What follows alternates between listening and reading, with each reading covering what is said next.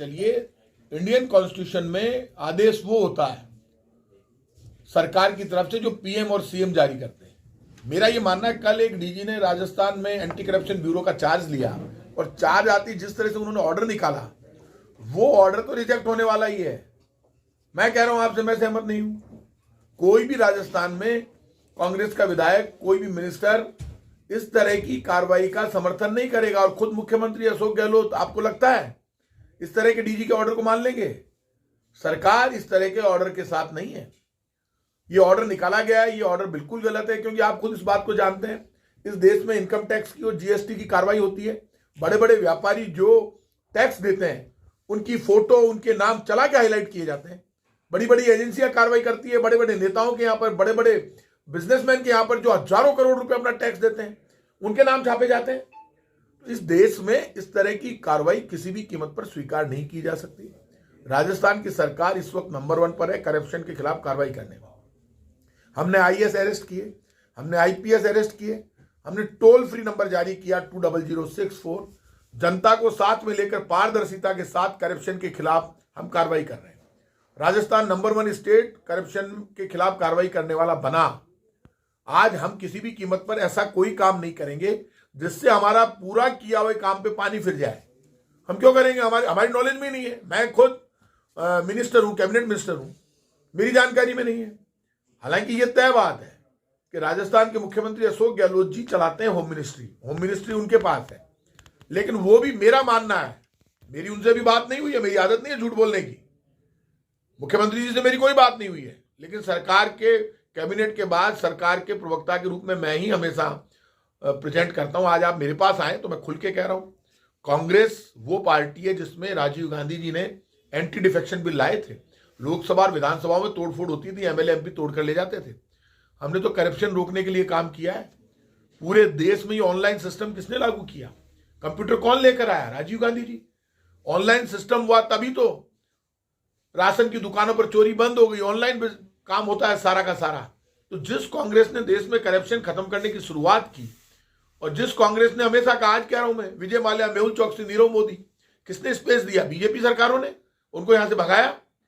हम करप्शन के खिलाफ थे, खिलाफ हैं, खिलाफ रहेंगे। राजस्थान करप्शन में कार्रवाई करने में, करप्शन के खिलाफ कार्रवाई करने में नंबर 1 पर था, नंबर 1 पर है, नंबर 1 पर रहेगा। किसी भी भ्रष्टाचारी को सेफ एंड पर लाने की हमारी कोई देखते हैं। मैंने आपको कांग्रेस की नीयत बता दी, हमारी सरकार की सोच बता दी।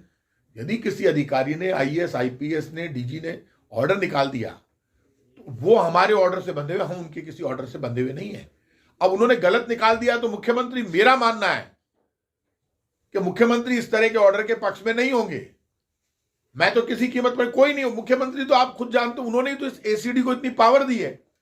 तो ये ऑर्डर चलने वाला नहीं है, आप देख लेना, रिजेक्ट हो जाएगा। आप बीजेपी ये आरोप लगा रही है कि ये ऑर्डर एक तरह से जो भ्रष्टाचारियों को, करप्ट लोगों को बचाने के लिए, शील्ड करने के लिए आप ये ऑर्डर निकाल रहे हैं। तो ये दूसरी बात ये है कि कुछ वक्त पहले, 1 महीने पहले ही आपके कुछ ब्यूरोक्रेसी, बीजेपी की सरकार ने ऑर्डर निकाला, वही काला कानून है ना ये, मेरी जो जानकारी में लाया गया है। तो हम तो किसी भी कीमत पर इस तरह के ऑर्डर को मान ही नहीं रहे। अभी तो ऑर्डर कल निकला है, मुख्यमंत्री बाहर हैं, उनको आ जाने दीजिए।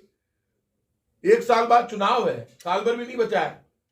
हम तो ये इस तरह के ऑर्डर को क्यों मानेंगे? हम बताइए, आज यदि कोई आदमी करप्ट है, भ्रष्टाचार में पकड़ा गया है, उसका नाम भी खोलेंगे, उसकी सच्चाई भी सामने, हम क्यों छुपाएंगे उसको?